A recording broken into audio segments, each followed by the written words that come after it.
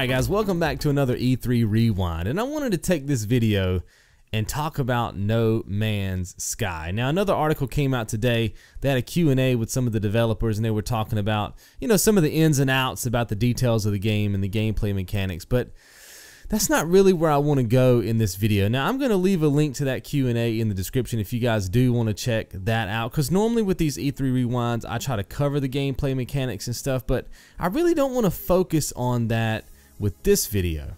So when you think about space in real life, it's freaking huge, right? I mean, you can't even contemplate it in your brain sometimes how big this sucker is, right? Just space in general. But when you think about them trying to cram a universe into a video game, I don't know, to me that's even more mind-boggling, right? The fact that they are creating an area that we can play a game in, and yet they're not necessarily sitting there meticulously paying attention to every single minute detail. They've created video game code that makes all those decisions as the game plays on, and that's really the gold mine here, right? Is that they've been able to do that. They've been able to create a code that they can trust that will, make this arena space, if you will, that we're able to play this game in. And I remember watching the E3 presentation and they showed, like a star, I believe, or maybe it was a planet, and he started panning back and panning back and panning back, and he was going slow at first, and I was like, okay, well that's pretty big, and then he went faster and faster and faster, and it just kept going and going and going, and you could hear the applause of the people in the background because they were like, oh my god, this is incredible. And then you realize that the place that you were just looking at is so far off in the distance that you can't even see it anymore, and then you're surrounded by multiple stars and planets and all these places that you can travel to. They're not just there, for show. These are places that you can actually explore. Keep in mind to understand that every one of these points of light is a sun, and every one of those suns has its own solar system with planet-sized planets orbiting around it. Those have life, ecology.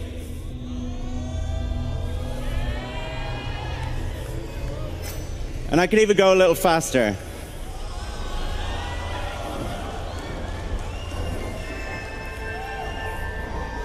Now, most of these places have never been visited. Many of them never will be.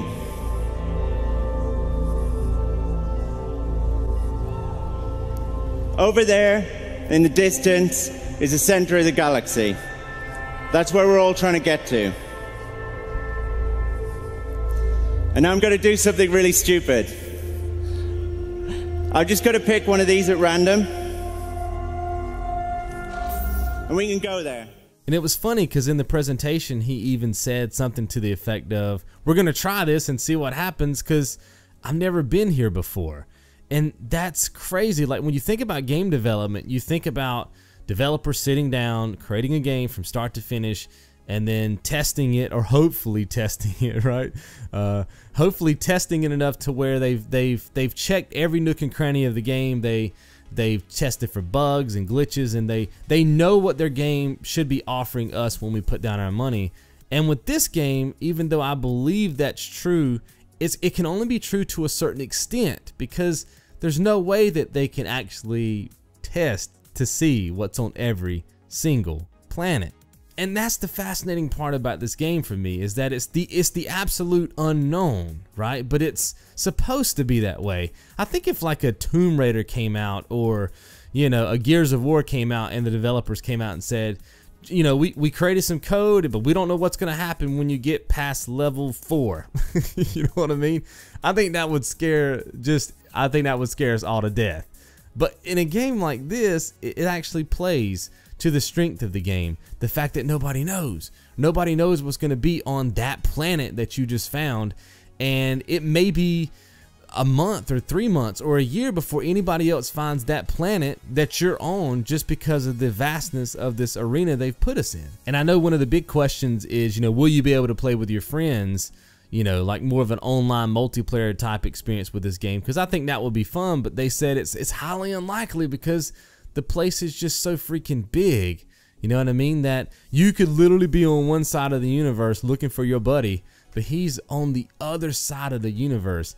And they said even if you sat there and just played and played and played and just kept traveling toward each other, I mean, you still might never be able to find anybody in this place, you know? And I just think that is insanely cool, you know?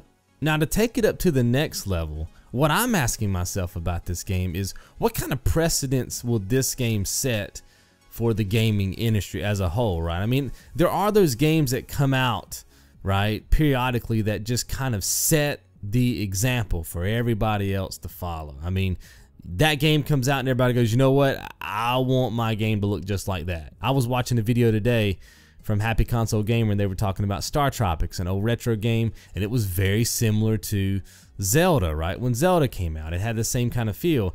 And it just goes to show that there are games, right, linked in the history of gaming that set those precedences for all the other games to follow, and you see the resemblance. So I'm just wondering which development team after these guys is going to pick up on this concept, because you know what, I'm going to make a game that's completely, you know, procedurally generated and just see what happens. So anyway, guys, that's pretty much all I had to say about No Man's Sky. I know it's kind of that elusive game that may not be, you know, as high in the mainstream as other games you're going to be playing, like the Tomb Raiders and, you know, the Fallout 4s, but I think it should be. I think this game should be on our, you know, our radars as much as some of the AAA titles, because I think this game is got that unique feel. And you know, it's crazy because when you play a game like No Man's Sky, it's literally going to be like you're playing the lottery every single time you turn on the game.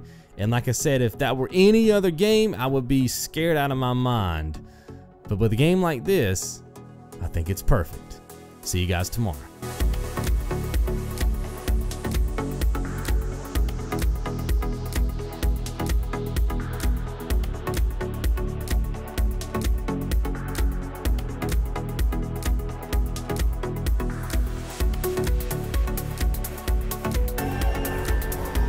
Now, most of these places have never been visited.